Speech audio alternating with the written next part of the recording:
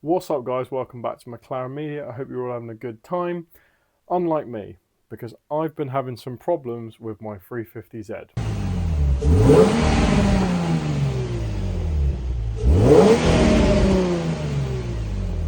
She's burning oil.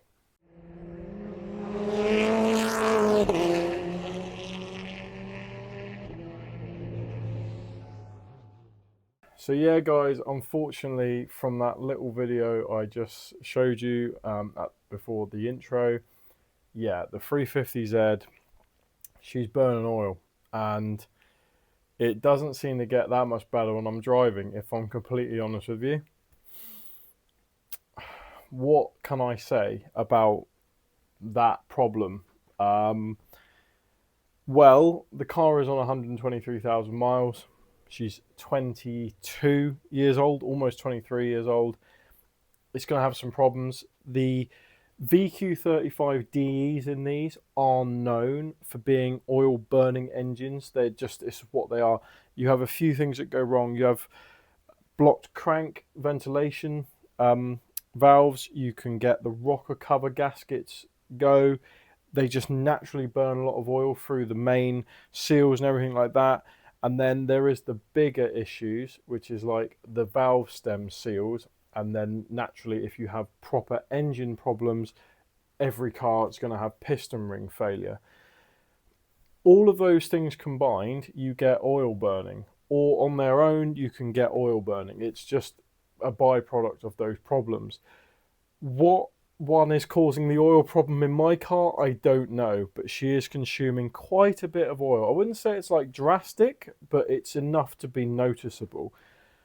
At idle, she's smoky.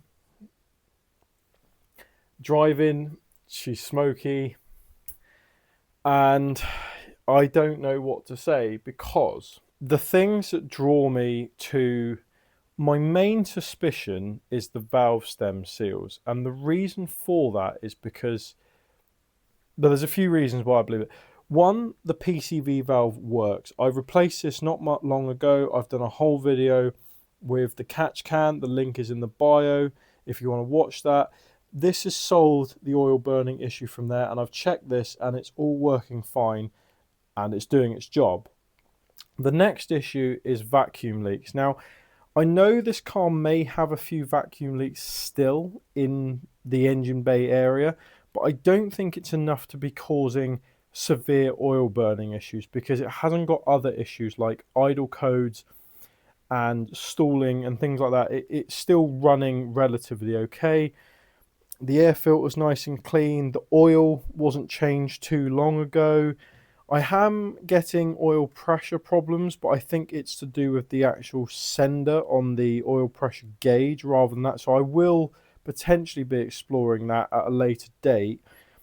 But what can I do in the meantime to try and figure out what is actually causing this oil problem? So to be completely honest with you, without opening up the entire engine, there isn't a lot you can actually do in terms of working out what's going on inside the bowels of the engine. The only thing I can try is a compression check. Now, this will rule out piston ring failure.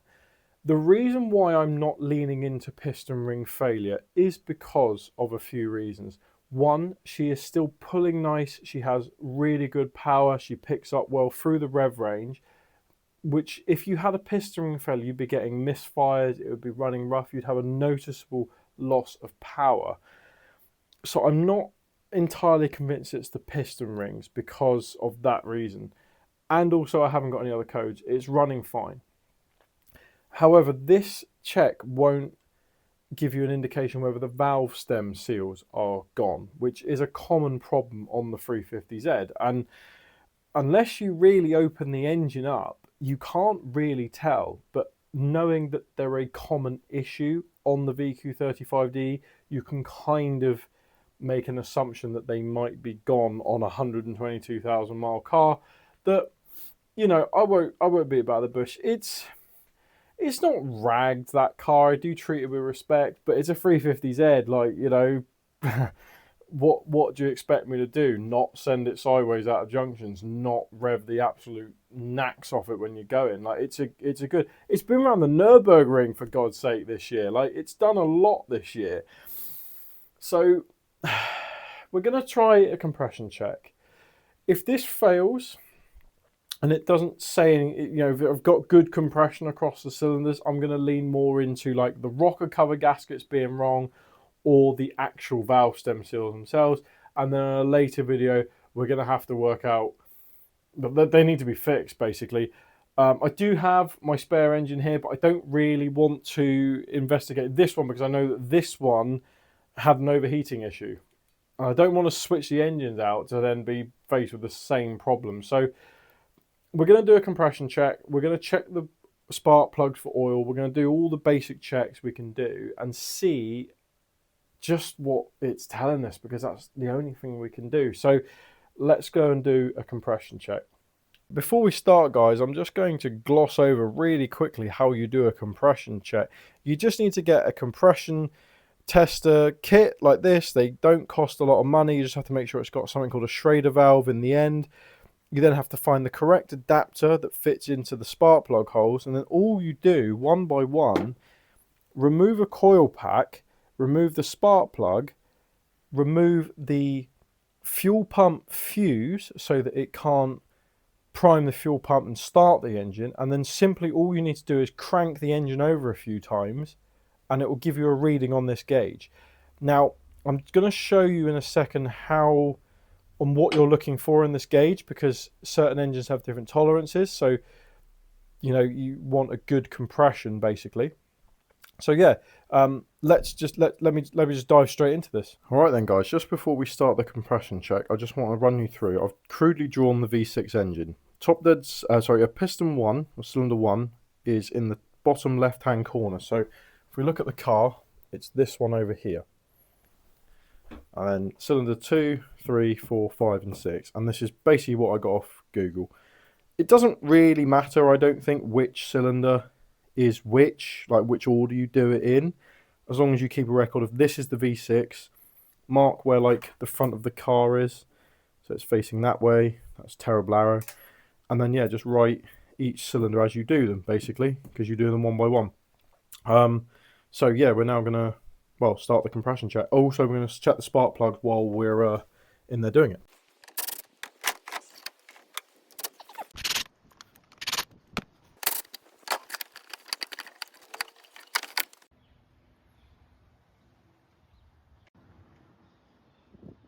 So obviously this is cylinder 1. I'm going to see if I can do all of the cylinders without having to remove the strut tab brace here. So we're going to start by removing the tab on the coil pack, which is difficult to get to on these. Just want to push down the tabs and pull off, which is very difficult because of the, I believe that's the control solenoid for the cruise control, blocks it on this one. I got it off. I needed a screwdriver to push the tab in, but it's a simpler case of pulling it off. And then we need, I believe that's a 10mm.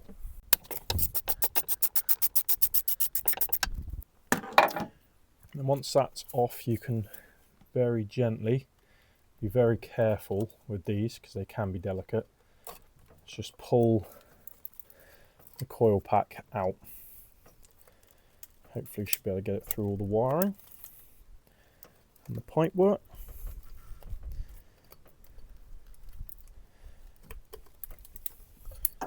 Which we have. And there we go, that's one of the coil pack. And then we can take our spark plug key, and it's a spark plug key because of this rubberized bit in the top that slots over the spark plug down the tube.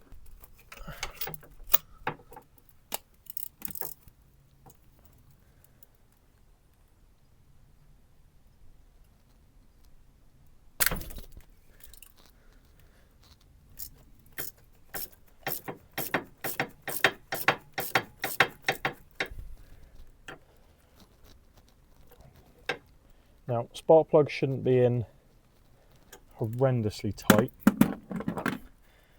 just like enough that they're not going to de-thread themselves, but you should be able to just do them by hand.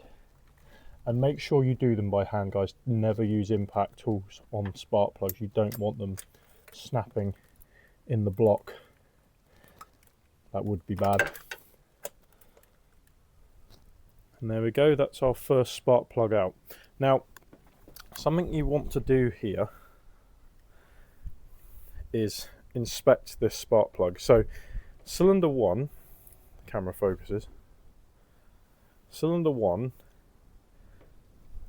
burnt, but not horrendous. A little bit of oil on the stem, not too bad. To be honest, that doesn't look so bad. I did service these a couple of years ago, maybe 10,000 miles ago. Haven't done a lot of miles, but there's not too much oil on the stem, so I'm not too worried about that. Now, what is worth checking on these is just down inside the spark plug holes themselves, because these cars do leak through the rocker cover gaskets, which are sort of, you can just see them there at the top. This cylinder doesn't look too bad, if I'm completely honest. It doesn't look too bad. So I'm quite happy that cylinder 1 is healthy. We'll now do the compression check. So I'm just going to thread the compression tester into the block. Again, doesn't need to be super tight. You'll feel once it goes tight. There we are. And you simply just want to put that somewhere where it's not going to fall off the engine as you crank. And then before we do the actual compression test, we need to remove the fuel pump fuse so the engine doesn't fire when we turn it over, because that would be bad. You have to lift this plastic piece up just by the battery here. So to get this fuse box back here, once you've taken this bit off, you have to take this top cover out, which just slides off like that. And here is the fuse box. So if we pull this off, fuses, and printed on the box is fuel pump, which according to this is a 15 amp fuse. It's that top one there. So basically all we have to do is take that out, which I'm going to use pliers for. And once that's out, the engine will not fire when you turn the key.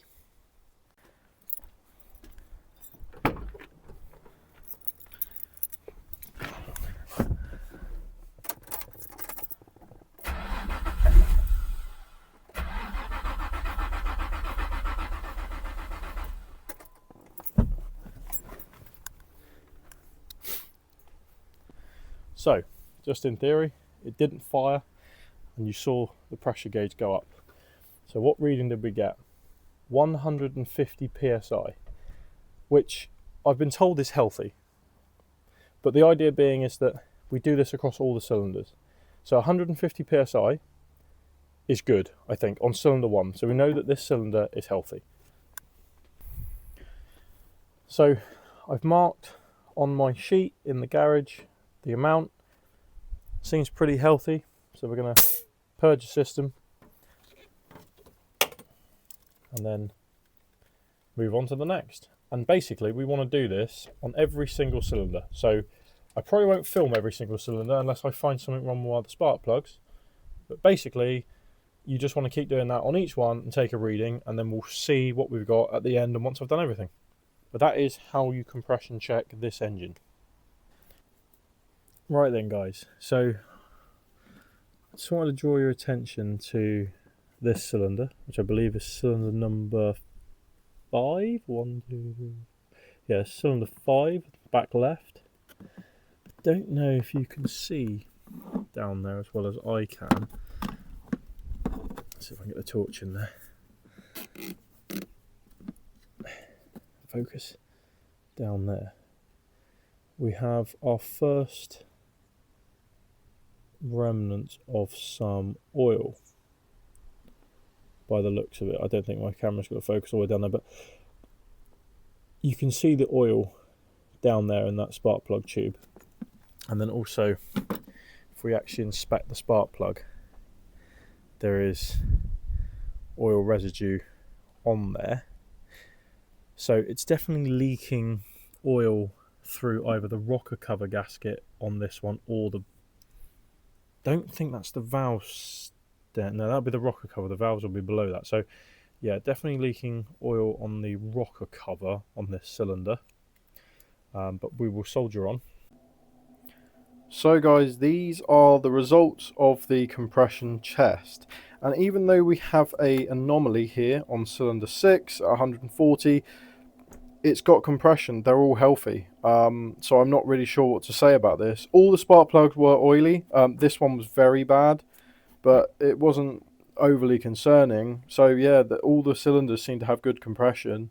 And I say, even though we've got that anomaly, the car is fine. But she is still burning oil because you can smell it when you start up and take it for a little drive.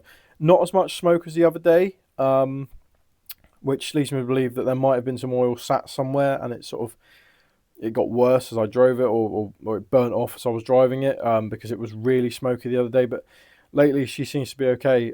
So I'm not too concerned that the bowels of the engine are going to pack up, because if we had piston ring failure, we'd see that here somewhere. Like, there'd be one of these cylinders would be seriously out of balance, like, you know, it'd be like 120 or something, or even lower. You know, if there was just no compression, it just wouldn't be compressing. So they've all got compression and they still seem healthy and the engine's still running fine. So I'm not too concerned that it's the bowels of the engine. I do generally believe it's something to do with the head, the stem seals, the spark plug tube seals on the rocker covers.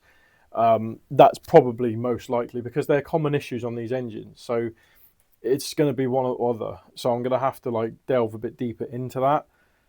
But for the time being, she runs fine, and show season's sort of coming to an end now because we're getting into winter. So I'm not going to be driving her as much. So I'm not too bothered if I have to either, you know, rebuild that engine down there or strip that head apart and have a look at the inside. It's just one of those things, guys. Like, the car's 123,000 miles. It's 22 years old, and it's a big old hunking 3.5 litre V6 with a lot of power. You know, you're asking a lot of it when it starts getting to high miles. I know those engines are bulletproof, but, you know, I am the 13th owner, unlucky for some, of that car. It probably had a very hard life because, like me, you might like doing the old, you know, twirlies and zigzags, but you didn't hear that from me, officer. So yeah, anyways guys, that brings me to the end of the video. If you have enjoyed it, please like the video. Please don't forget to subscribe, because we are almost at 10,000 subscribers and I want to hit that number by 2026. So thank you to all the people that do subscribe to me. If you haven't, click that subscribe button. Leave me a comment, guys, if you are stuck or you just want more advice on this, or if you just want to say hi, you know, or say thanks for sorting this out, then do that. But other than that, guys, I hope you enjoy working on your crusty, rusty modified cars that you need tons and tons and tons of time and money spent on to just keep running like I do. Take care. See you in my next video.